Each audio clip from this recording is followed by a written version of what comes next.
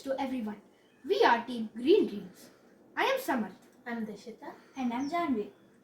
And we are studying in grade 6 at Excel Public School, Kurvelli, Mysore. The theme we have chosen is tourism. And our problem statement is to build a solution for sustainable development in popular tourist locations, preserving the natural and ecological heritage of the region.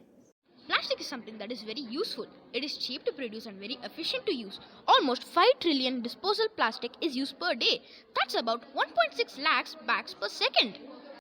But plastic has its own drawbacks. As you all know, some plastics, especially plastic bottles, are very hard to recycle. We humans continue to throw plastic in open despite being aware of the harm the plastic causes to animals and their ecosystem.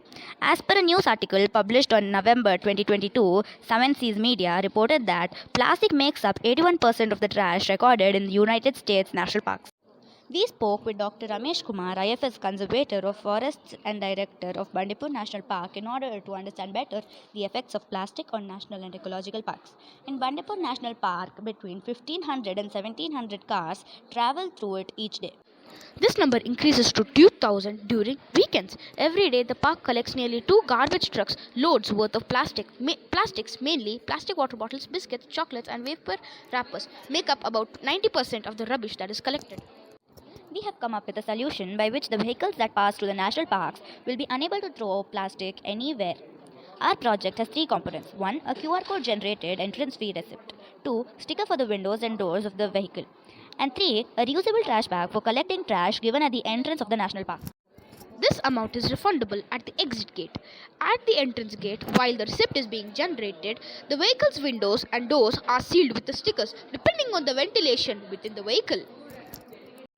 These trash bags can be used by the people in the vehicle to put the waste in it and later can be emptied and returned at the exit gate. At the exit gate, the vehicle is stopped by the security staff and the vehicle is examined for broken or tampered stickers.